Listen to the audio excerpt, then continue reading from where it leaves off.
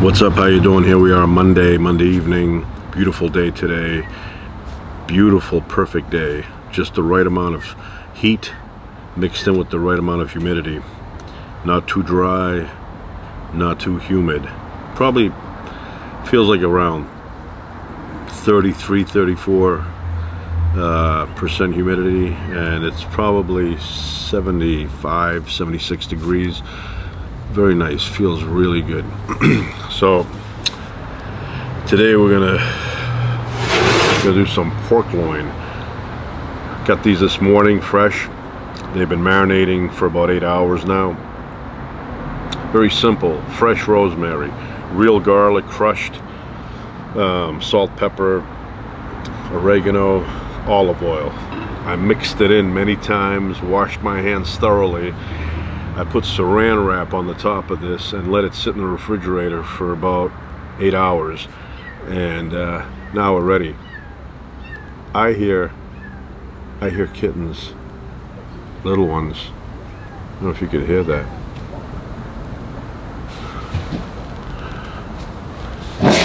I'll be right back.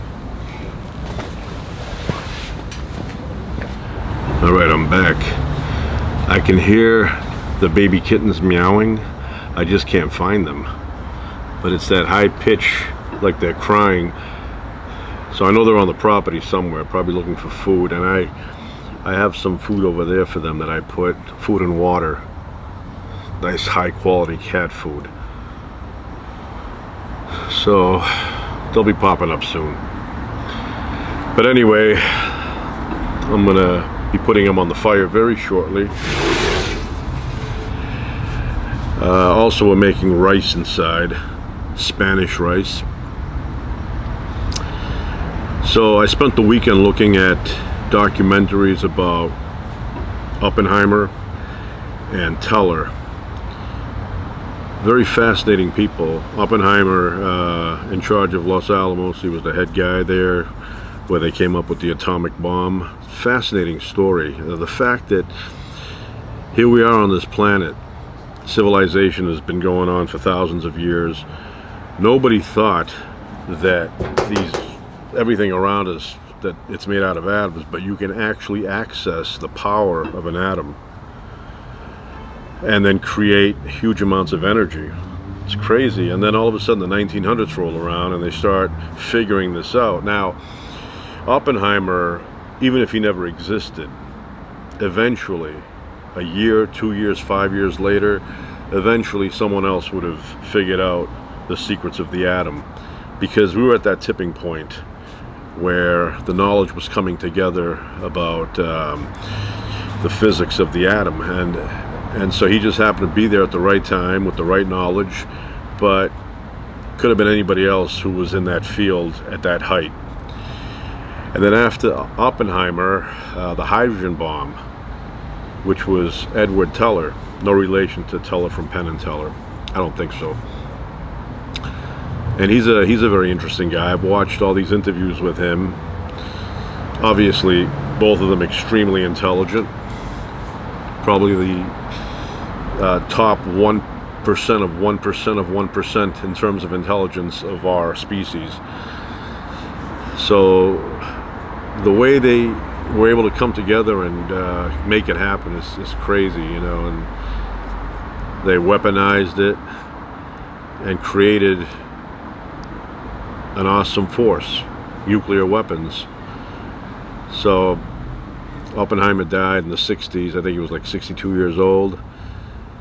Edward Teller, died in the early 2000s, I think. He was like 93, 94, around there. From Hungary. Oppenheimer was from New York. But it's just amazing what exists in our universe, and there's probably a lot of things that weren't aware of that eventually we'll be able to utilize. Maybe even something called free energy. I know a few years ago there were a couple of hoax guys. I could still hear them, the kittens. They pretended that they were able to, they created cold fusion. And everybody was like fascinated. They were like, this is crazy. Turns out, didn't happen. they were never able. No one was able to replicate the cold fusion experiments, so it was a hoax.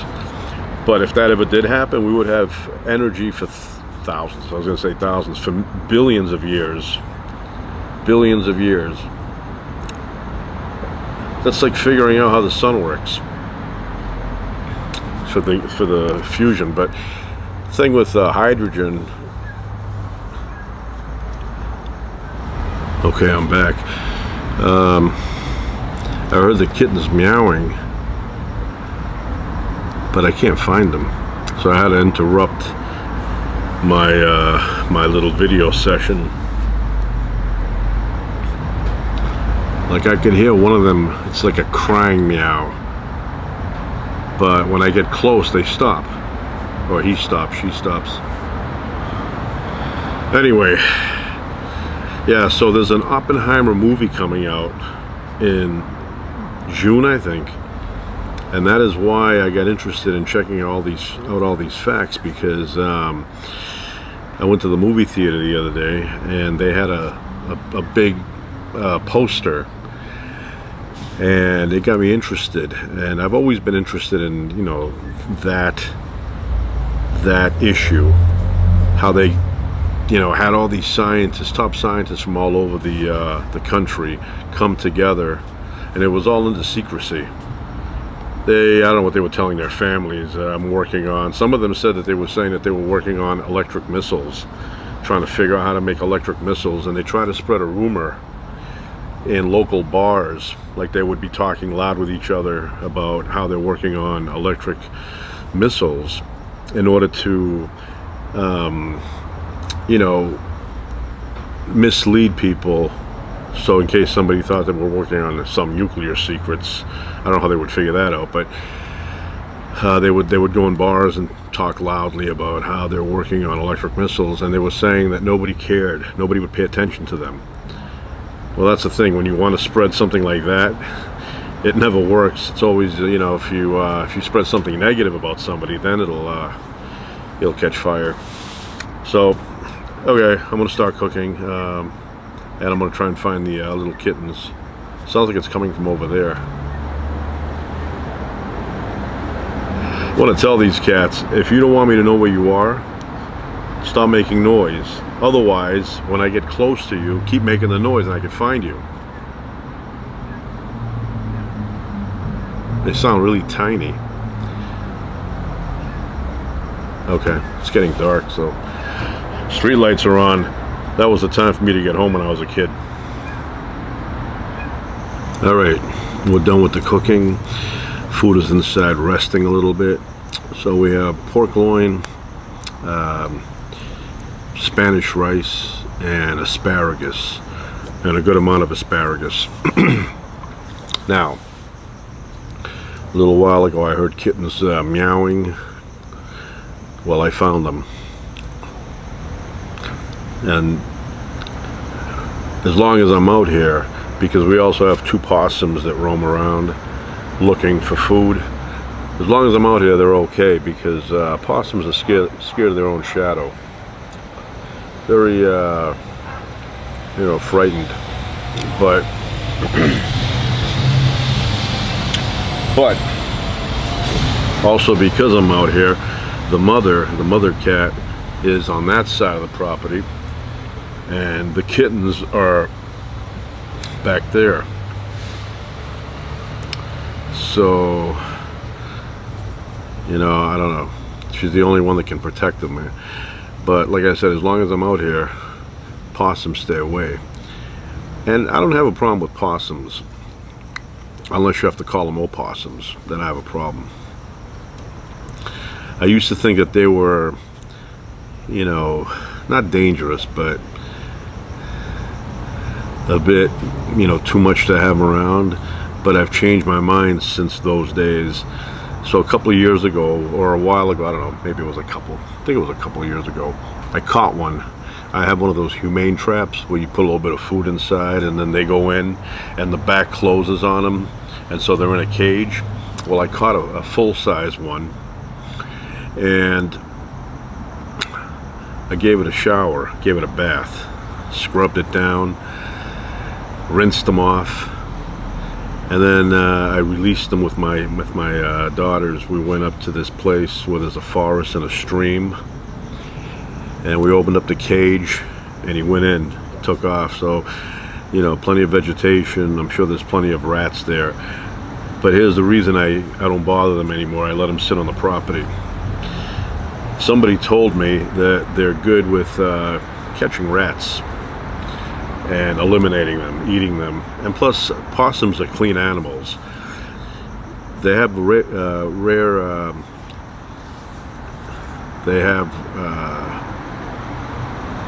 a low incidence of rabies.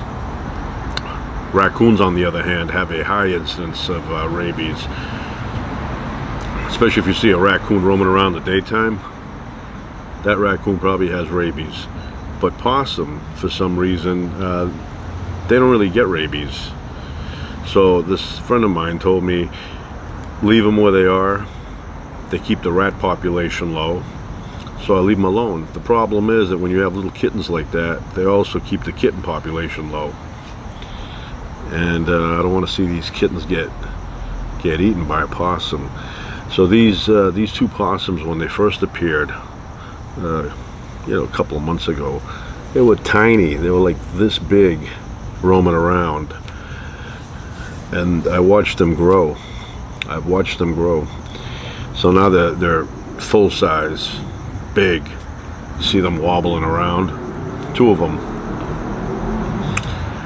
One time, about 4 years ago, I was taking the trash out, and from the side of the house, these huge raccoons ran by me, like huge. Like these raccoons looked like they went through a metamorphosis, and they were big and muscular. And I looked at them and I said, there's no way a cat could beat those raccoons up, not even one. You'd have to have like 5 cats jumping on them. But I don't know what they were looking for, obviously food, but they came from the side of the house and ran across the street, hobbling along. So anyway, this mother cat I've seen many times in the past. She's been around for like 4 years now, 4 or 5 years. I put some food there so they have something to eat, some water. But you know, they don't show themselves. The little ones I saw, I got a flashlight and I flashed and I saw them roaming around on the side here. Anyway, that's it. The food is ready. I'm just waiting for everybody to get situated.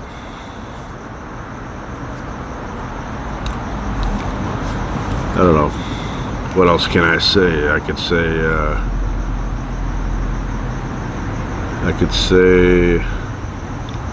it's a good night to go to the Bermuda Triangle. If I was in Florida right now and I had a boat, I would get in the boat and I would go out into the Bermuda Triangle. Now, there's nothing to fear there because it's like a hoax. There are no more incidences of planes going down there or ships sinking there than any other part of the world with the equivalent amount of area. You know, I mean, maybe there's a couple more, but you know, it's not a place where things go down without a reason. You know, and if you really look at it, a lot of things that went down or sank somewhere else on the planet, they always make up a story that it happened at the Bermuda Triangle. Rule of thumb, if you hear a story that's ridiculous, like with ghosts in it or something like that, 100% of the time it's made up. 100%. Just humanity likes to do that to other people. They create these things and then years go by and they get a life of their own, and then people say it from one person to the other. They add details, make it even more fascinating, more fantastic. But the reality is 100% of these stories are made up. Made up stories. If you watch Scooby-Doo, especially the old ones, well, even the new ones, but the old ones were better, you would know that. There's always a human being behind these stories, trying to get some attention, trying to scare people. Always. Anyway, I'm gonna go inside and eat my meal with my family. And maybe I'll be back tomorrow. Good night for now.